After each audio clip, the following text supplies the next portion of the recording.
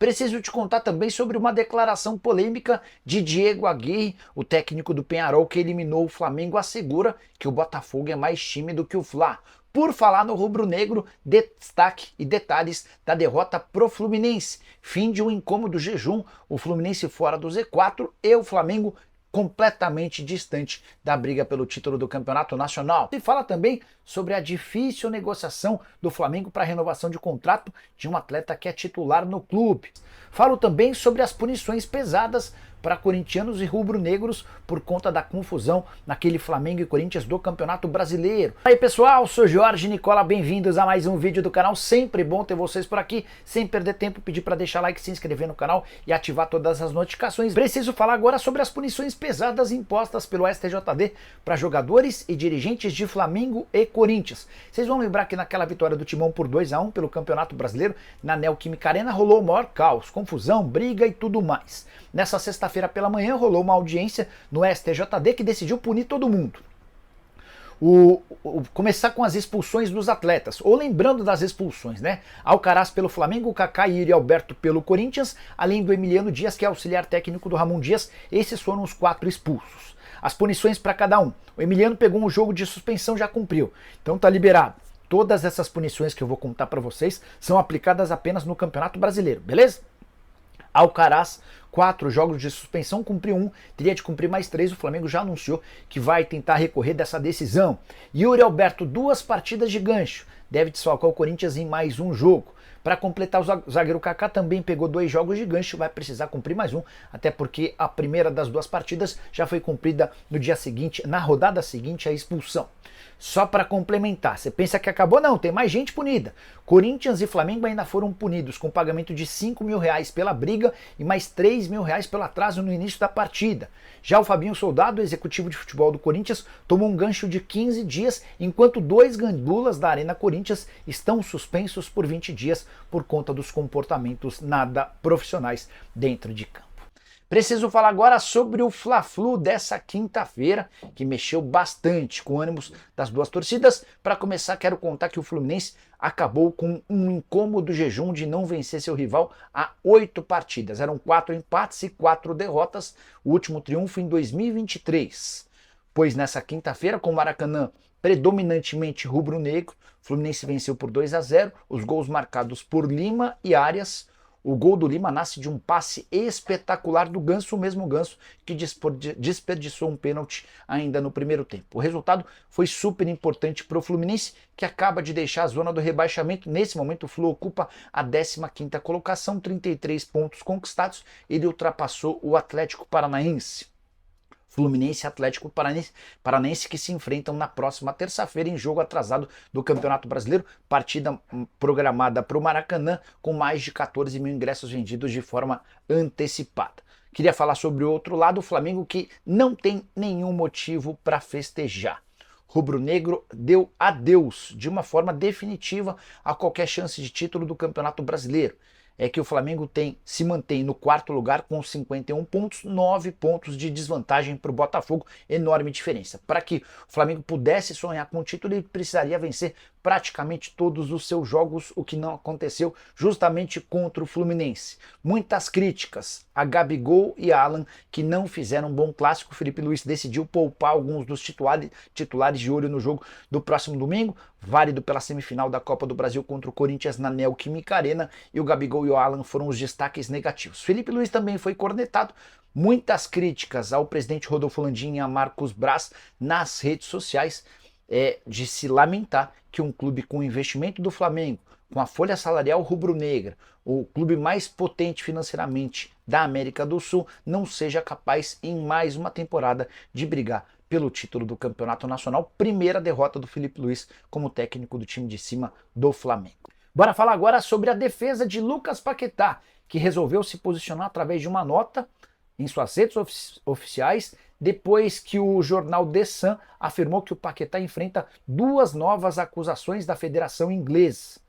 As acusações por conta de possíveis obstruções à investigação que ele tem sido alvo lá da Federação Inglesa. Paquetá escreveu o seguinte, abre aspas, estou frustrado e chateado por ter lido artigos da imprensa enganosos e imprecisos. recentemente publicados na Inglaterra e no Brasil, alegando divulgar informações sobre o meu caso.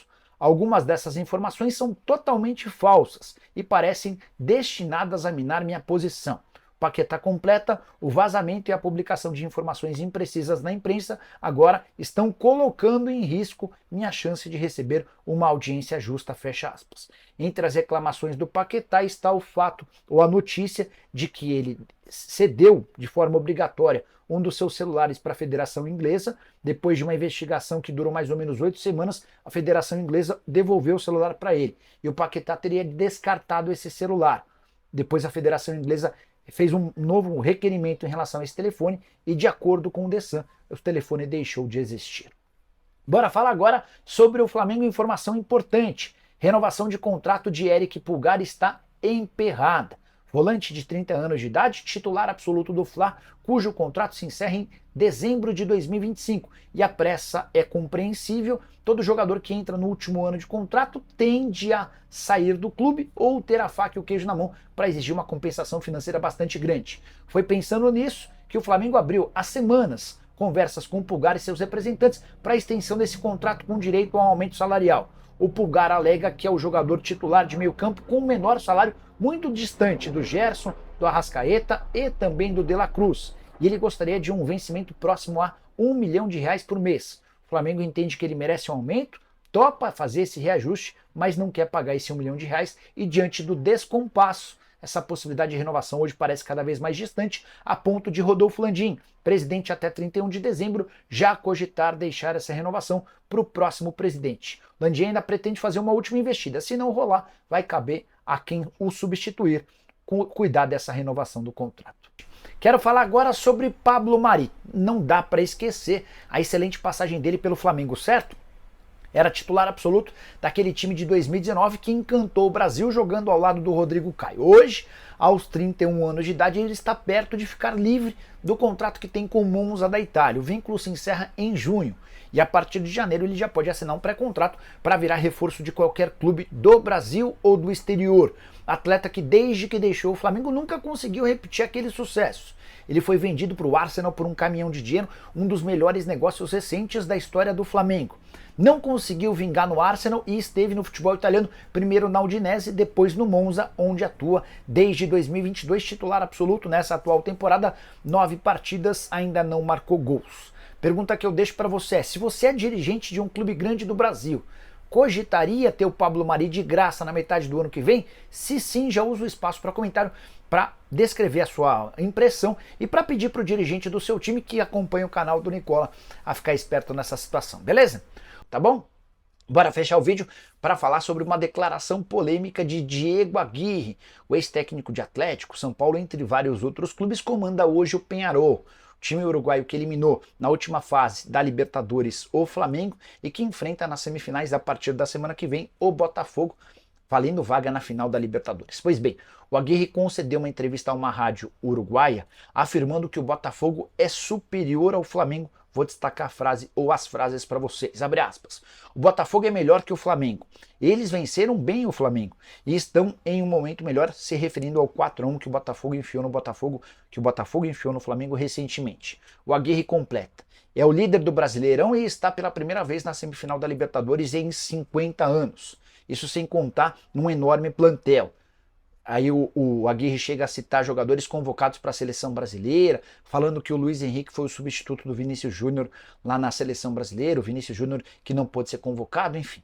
Para completar, ele cita o Flamengo, já o Flamengo vinha com alguns lesionados. O Botafogo será um adversário mais difícil do que o Flamengo foi, fecha aspas. Queria muito saber a sua opinião. O Aguirre falou a verdade, ele está certo. Hoje o Botafogo é melhor do que o Flamengo. Se você é comandante do Peñarol, você acha que teria confrontos mais difíceis contra o Botafogo ou contra o Flamengo? Tô para concordar com o Aguirre. Até acho que o elenco do Flamengo talvez seja melhor, mas o Botafogo hoje parece mais pronto, mais equilibrado, mais concentrado, até com o nível de trabalho do técnico também melhor. Só para lembrar, jogadores do Botafogo se destacaram bastante na última data FIFA. Igor Jesus e Luiz Henrique marcaram gols pela seleção. Thiago Almada chegou a balançar as redes pela Argentina. Buenas noches. Incluso con su defensa penal, el equipo no consiguió salir con la victoria hoy. Qual foi a maior dificuldade que o Flamengo efetuou na partida de hoje? Não, a gente sabe que fizemos um grande primeiro tempo, eles acham no pênalti no final. Consegui defender, consegui deixar quizás o placar em zero, mas depois começa o segundo tempo, eles acham um contra-ataque onde eles acham o gol e a gente aí começou também no desespero de ir para cima, de procurar o empate, mas deixando quizás mais espaços para eles e depois eles acham o segundo gol. Mas a gente continua tentando até o final e a verdade é que não tivemos quizás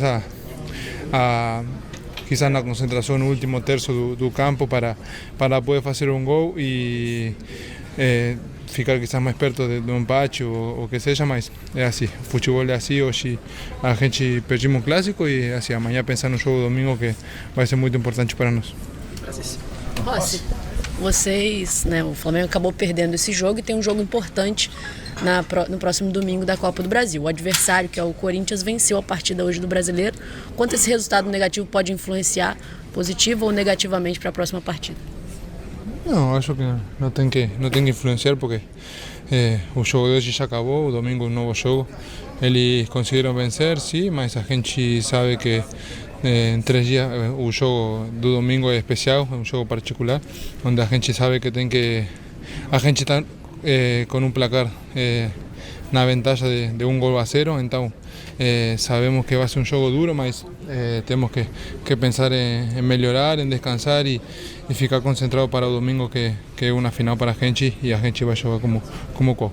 Último. Nossa, pergunta para você. Porque mesmo tendo tanto tempo para treinar, o Flamengo hoje teve tanta dificuldade ao jogar com o Fluminense, que é um time que joga no reativo para ativo? Não, acho que a gente teve a possibilidade de treinar muito tempo. A verdade é que a gente também, pela data FIFA, a gente perdeu jogadores importantes que quizás vinham jogando de titular, como Nico, como Pulgar, Arrasca. Mesmo quizás também é difícil também treinar com um treinador novo, muito tempo. Corinthians não fecha acordo por Hugo Souza e terá que pagar multa pela 3ª vez ao Flamengo. O Corinthians tinha até sexta-feira para concluir a compra de 50% dos direitos econômicos do goleiro Hugo Souza, evitando assim uma multa ao Flamengo. Sem o acordo firmado, o clube paulista precisará desembolsar R$ 500 mil para poder escalar o jogador na semifinal da Copa do Brasil, em confronto decisivo neste domingo, na Neoquímica Arena, às 16 horas, horário de Brasília. Na primeira partida, disputada no Maracanã, o Flamengo venceu por 1-0. A presença de Hugo Souza é vista como essencial pelo Corinthians, especialmente após a derrota no jogo de ida. O goleiro foi peça-chave no primeiro confronto, evitando um placar mais amplo, e pode ser determinante caso o confronto se encaminhe para a disputa de pênaltis. Até agora, Hugo já defendeu 4 penalidades com a camisa do Timão, desempenhando um papel crucial nas campanhas da Copa do Brasil e da Sul-Americana. Emprestado até o fim do ano, o goleiro poderia ter sido adquirido em definitivo desde o dia 10 de outubro. O Corinthians demonstrou interesse em comprá-lo, mas encontrou dificuldades para provar a garantia financeira apresentada ao Flamengo. Para concluir a aquisição, o clube paulista precisa pagar 800 mil euros, cerca de 4,8 milhões de reais, em 4 parcelas, com vencimentos previstos para janeiro e julho de 2025 e 2026, além de obter a aprovação de um fiador. A proposta apresentada pelo Corinthians envolvia o mesmo fiador utilizado em uma negociação anterior pela compra do lateral Mateuzinho. No entanto, o Flamengo recusou essa garantia, o que impediu a conclusão do negócio a tempo de evitar a multa. Sem um novo contrato registrado, o Timão terá que pagar mais 500 mil reais para utilizar Hugo Souza no jogo deste domingo. Essa será a 3ª vez que o Corinthians pagará a multa ao Flamengo para contar com o goleiro em campo. O clube já precisou desembolsar o valor anteriormente para usá-lo na vitória pelo Brasileirão e na primeira semifinal da Copa do Brasil. Caso o Timão atrase o pagamento após o jogo de domingo, poderá comprometer a negociação definitiva pelos direitos econômicos do jogador. O prazo para que o Corinthians e o Flamengo finalizem o acordo é 30 de novembro. Até lá, os valores acordados permanecem válidos. Se não houver entendimento até essa data, as conversas precisarão ser reiniciadas do zero. Mesmo com as dificuldades, a diretoria corintiana acredita que cumprirá todas as exigências e honrará o contrato de empréstimo, iniciando os pagamentos previstos a partir de janeiro de 2025. Hugo Souza, que negocia um contrato de 5 anos com o Corinthians, receberá uma valorização salarial significativa, se tornando um dos jogadores mais bem pagos do elenco. O acordo também prevê o pagamento de luvas e comissões, diluídas ao longo do vínculo, reforçando o compromisso do clube em tê-lo como peça importante para o futuro.